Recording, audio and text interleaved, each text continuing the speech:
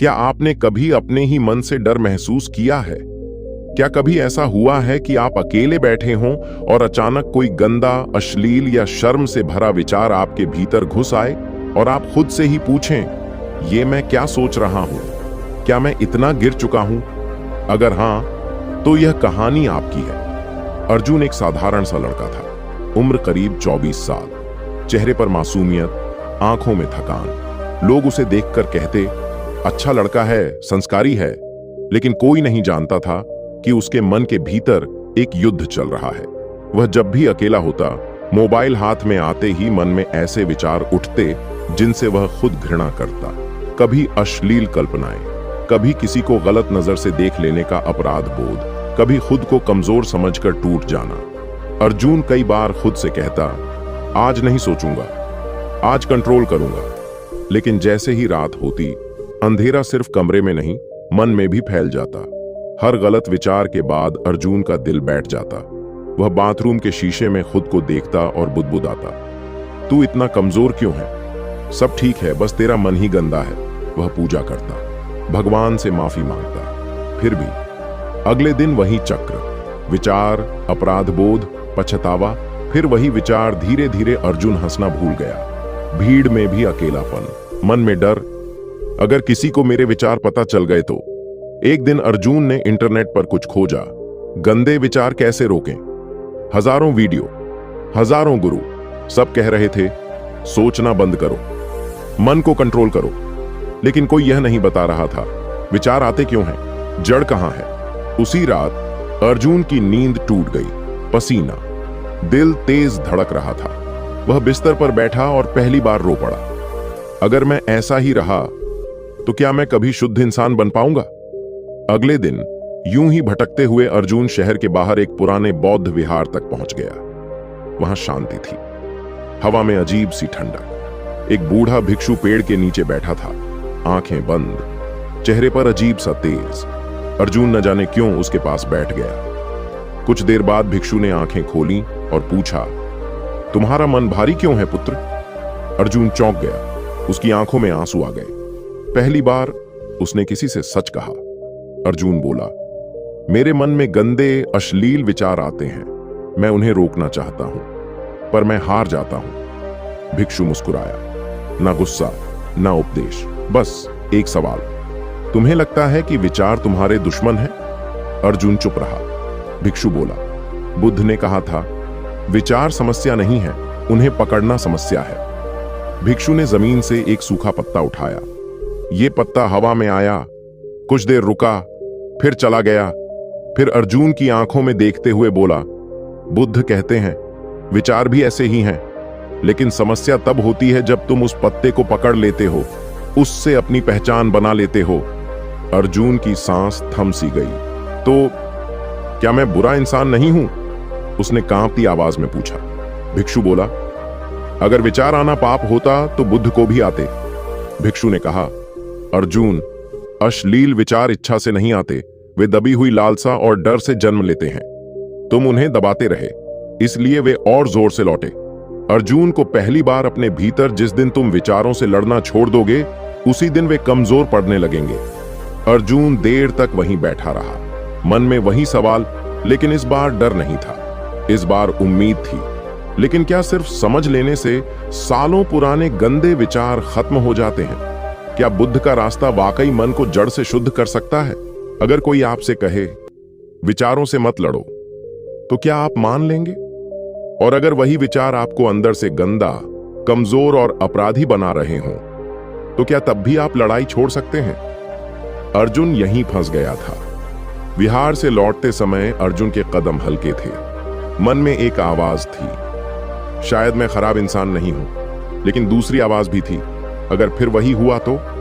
रात आई, कमरा शांत, मोबाइल टेबल पर। अर्जुन ने खुद से कहा, आज मैं मजबूत रहूंगा।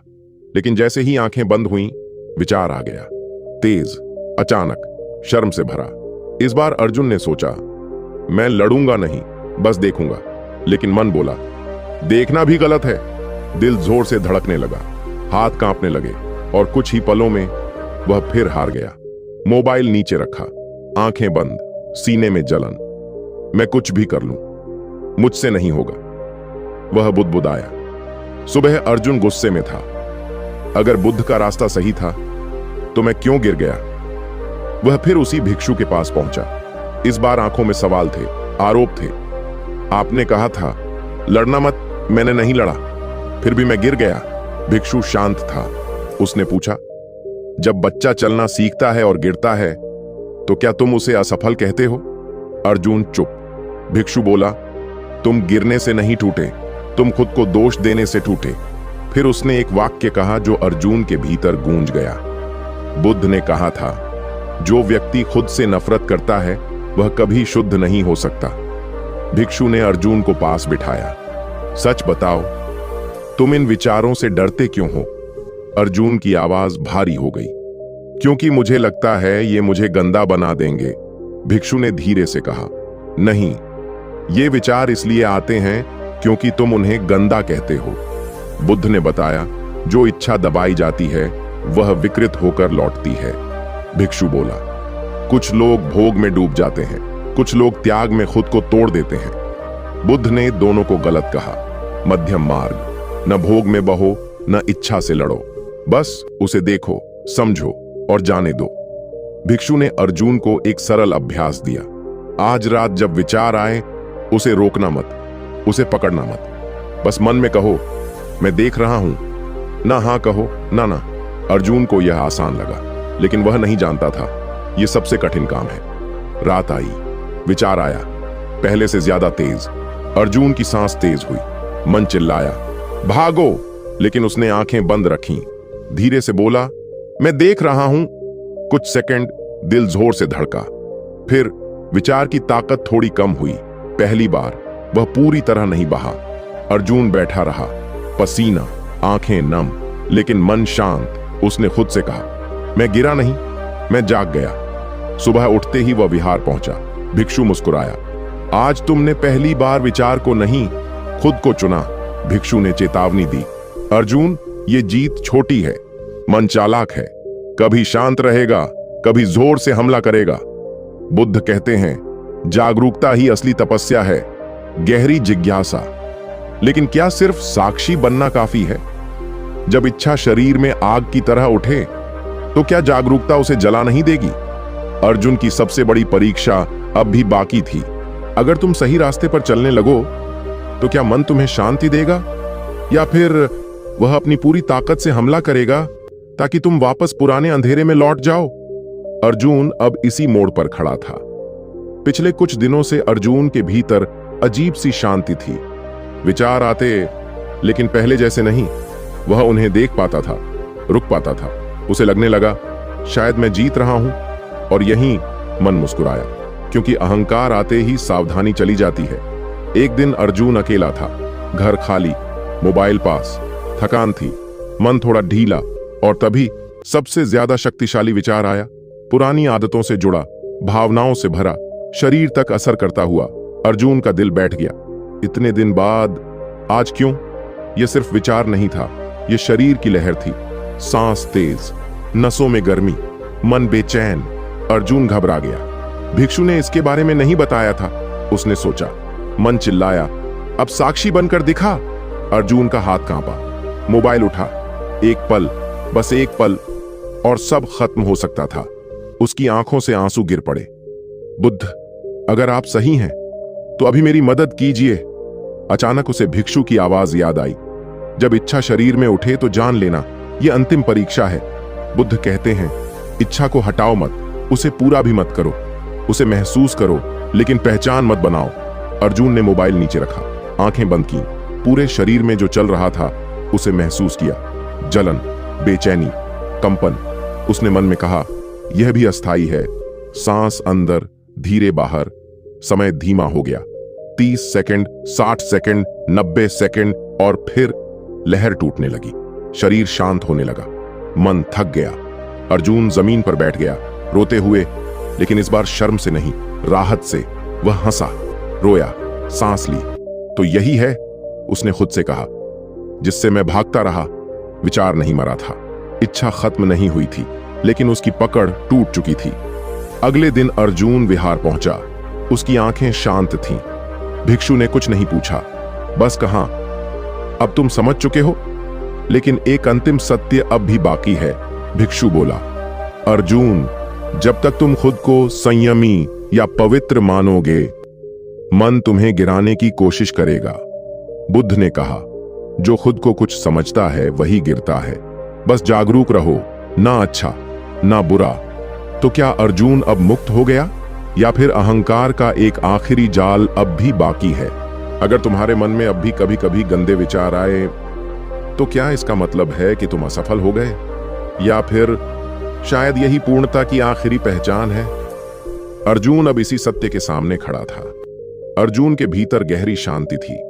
दिन बीतने लगे, मन पहले से हल्का था, लेकिन कहीं भीतर एक नई आवाज उठने लगी, मैं बदल गया हूं, मैं अब अलग हूं, मैं दूसरों से बेहतर हूं। और यहीं सबसे सूक्ष्म जाल बिछा हुआ था। एक शाम अर्जुन चुपचाप विहार में बैठा था। भिक्षु ने उसे देखा और बिना कुछ कहे एक दीपक जला दिया।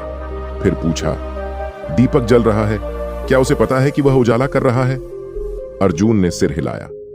नहीं, भिक्षु मुस्कुराया, जो जानता है कि वह शुद्ध है वही अभी अशुद्ध है। अर्जुन को झटका लगा। तो क्या मेरी सारी साधना व्यर्थ थी? उसने पूछा।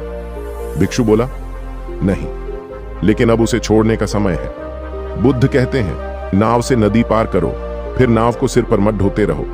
उसी रात अर्जुन के मन में फिर एक विचार आया, बहुत हल्का, बहुत क्षणिक, पहले जैसा डर नहीं, पहले जैसी खींच नहीं। वह मुस्कुराया, आ गया? ठीक है। और वह विचार आया, रुका और चला गया, बिना युद्ध, बिना जीत, बिना हार। सुबह भिक्षु ने कहा, अर्जुन, बुद्ध ने कभी यह नहीं कहा कि विचार आना बंद हो जाएंगे। उन्होंने कहा, दुख तब खत्म होता है जब पकड़ खत्म होती है। विचार बादल हैं, तुम आकाश हो। अर्जुन ने पूछा, तो फिर गंदे और अश्लील विचार जड़ से कैसे खत्म हुए? भिक्षु ने गहरी सांस ली। वे इसलिए नहीं आए क्योंकि तुम बुरे थे, वे आए क्योंकि तुम उनसे डरते थे, उनसे लड़ते थे, उनसे अपनी पहचान बना लेते थे। अब तुम सिर्फ सचेत हो। अर्जुन समझ चुका था, शुद्धता का मतलब विचारों का न होना नहीं, शुद्धता का मतलब है विचारों के बावजूद मुक्त होना। अब वह खुद को न पवित्र कहता था न अपवित्र, बस जागरूक। भिक्षु ने विदा लेते समय कहा, जिस दिन तुम खुद को ठीक करने की कोशिश छोड़ दोगे, उसी दिन तुम ठीक हो जाओगे। अर्जुन झुका, आंखें नम थीं, लेकिन मन हल्का। आज अर्जुन कोई संत नहीं, कोई महात्मा नहीं, वह बस एक जागरूक इंसान है। विचार आते हैं कभी कभी, लेकिन वे अब उसका भविष्य तय नहीं करते। अगर आपके मन में भी गंदे, अश्लील या शर्मनाक विचार आते हैं, तो यह कहानी आपको दोषी ठहराने नहीं आई, यह आपको जगाने आई है। अंतिम सीख, गोल्डन टीचिंग ऑफ बुद्धा, विचार दुश्मन नहीं है, लड़ाई ही दुख है, जागरूकता ही मुक्ति है। मन को साफ नहीं किया जाता, मन को समझा जाता है। बुद्ध, अब जब अगली बार कोई गंदा विचार आए, क्या आप उससे लड़ेंगे या बस उसे आते जाते देखेंगे? क्योंकि उसी पल आपकी मुक्ति शुरू होती है।